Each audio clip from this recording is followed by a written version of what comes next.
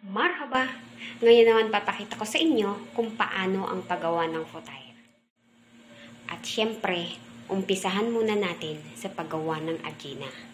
At ito yung mga ingredients. At ito yung ating mga gagamitin. Hinanda ko na sila kanina. Gagamit tayo ng 2 basong arena, half tablespoon of baking powder, 2 tablespoons of sugar, half tablespoon of yeast,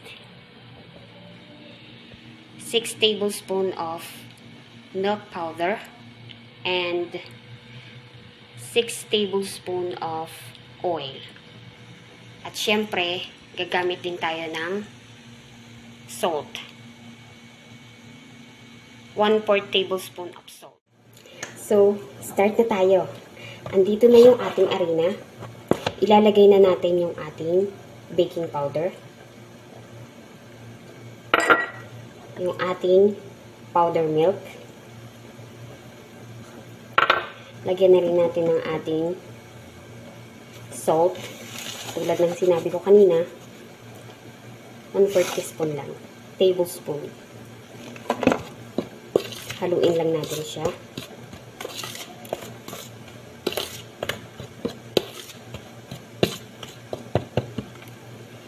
Then, yung ating, set aside muna natin siya. Yung ating sugar, ilalagay natin sa baso. At yung ating yeast.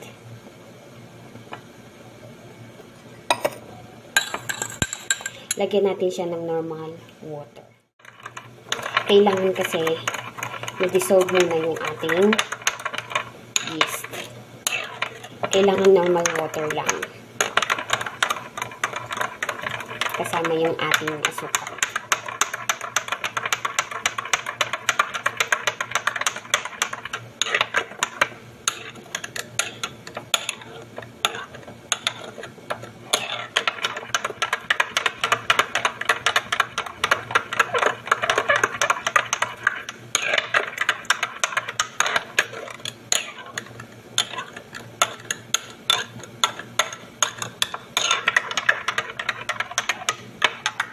Pag medyo dissolved na yung ating yeast, pwede natin siya lagyan ng medyo konting tubig na mainit.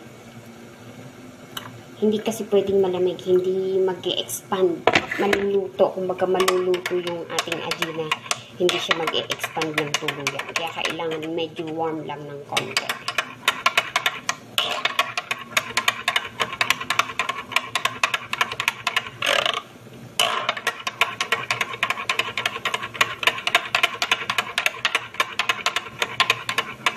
Ayan. Pag okay na yung ating yeast, ito yung gagawin natin pangsabaw sa ating arena. Ayan. Okay na siya. Ilagay na natin yung ating oil.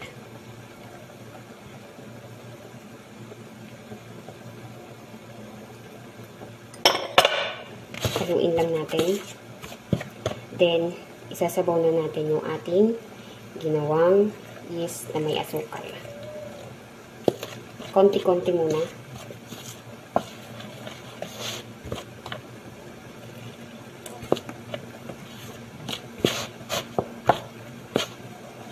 Sa una, hindi ko muna siya ginagamitan ng kamay. Kasi ang tendency, didikit lang lahat sa kamay ko yung arena.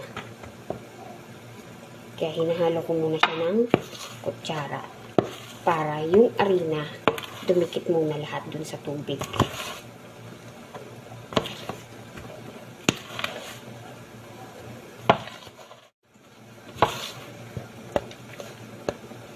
Ayan.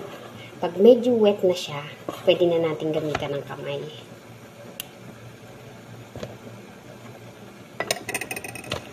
Ilagay na natin yung natira. Ayan, haluin na natin.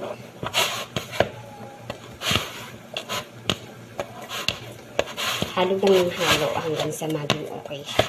Mararamdaman nyo naman pag okay na siya. Hindi siya masyadong matigas at hindi siya masyadong malambot.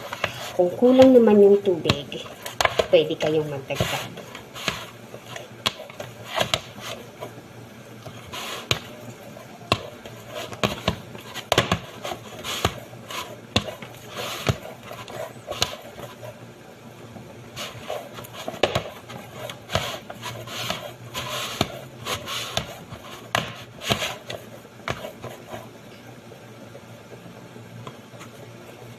Medyo nakukulangan ako sa tubig, so dagdagan ko siya ng konti.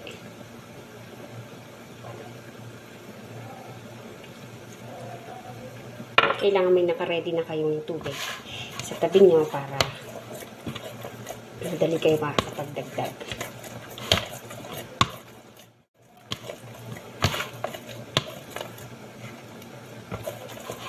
Yan, medyo okay na siya. Haluin lang natin ng diretso.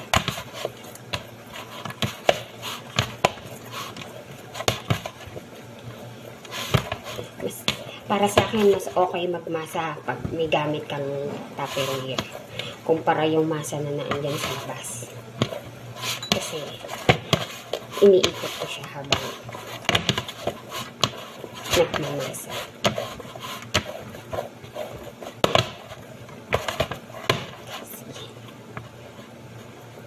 Ito yung mapapansin nyo. Unti-unting lumilinis yung loob. Diba? Unti-unti siyang lumilinis. Katunayan na mas maganda yung kalalabasan ng ating agina.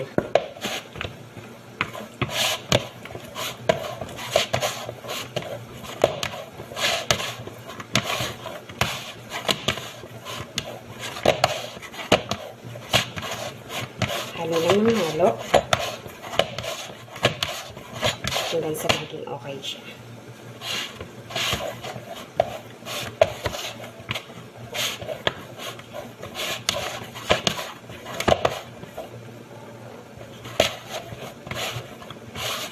Bali, ito rin yung palatandaan ko na okay na yung agina na gawa ko pag nahawakan mo na siya at malinis yung ilalim. Yun yung parang pinaka-technique ko, palatandaan ko na okay yung arena ko.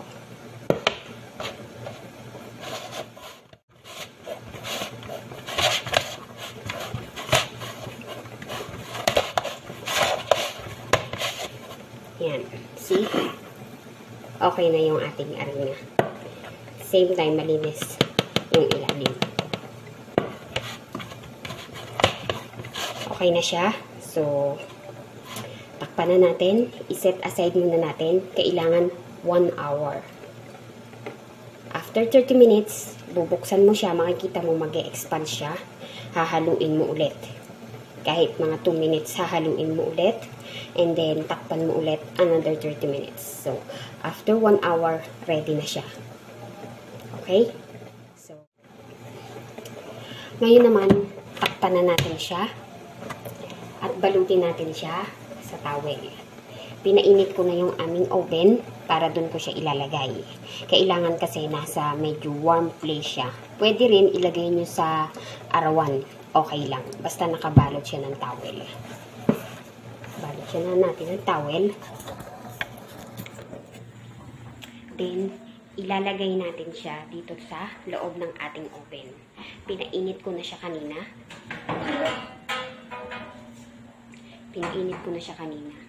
Para medyo mag-warm. Hindi pwede na sobrang init. Kailangan konting-konting init lang. Kumbaga mag-warm lang. Mostly kung halimbawa gagawa kayo ng futair at malamig sa labas, halimbawa umuulan, ganyan.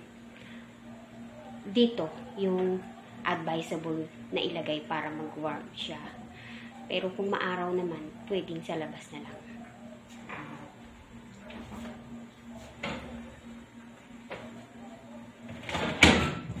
After 30 minutes, tulad ng sabi ko kanina, kailangan i-set aside natin siya ng 1 hour. So, after 30 minutes, babalikan natin siya para haluin. And then, balik ulit sa loob. After 30 minutes, pwede na natin siyang gawin. At ngayon, makalipas yung 30 minutes, haluin na natin yung ating arena.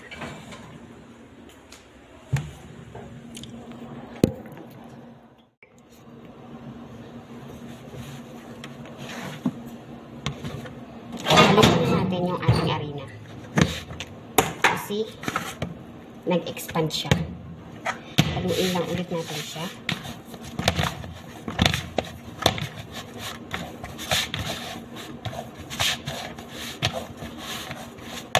Mga 1 minute lang or 30 seconds is enough.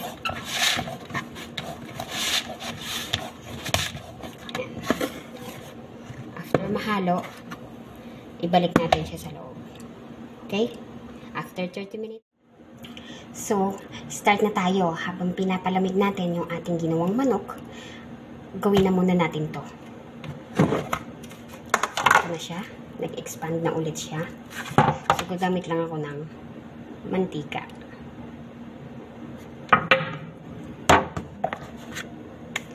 Gagamit ako ng tray para dito ko ilalagay yung aking bibiluging futair. At the same time, pahid sa aking kamay yung mantika.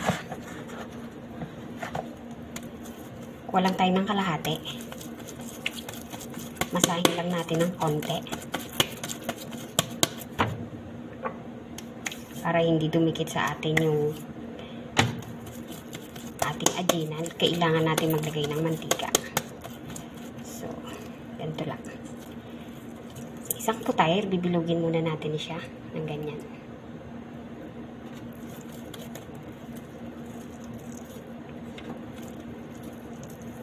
Hanggang sa matapos lahat.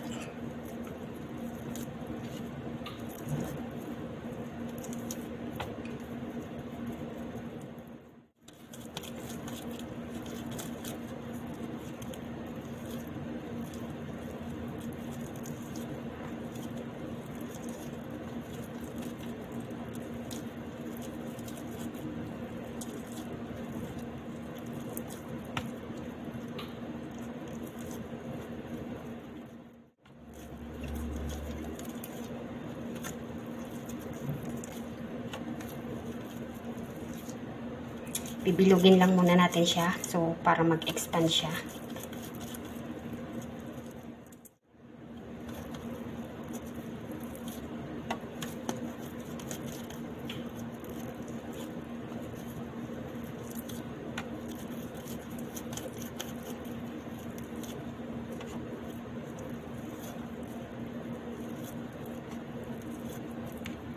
Yan. Pag natapos na to, pwede na natin siyang isa-isahin para lagyan ng palaman sa loob. Okay? Bali sa next video, papakita ko po sa inyo kung paano yung paggawa ng ipapalaman ko sa kanya sa loob. So, kilali ka.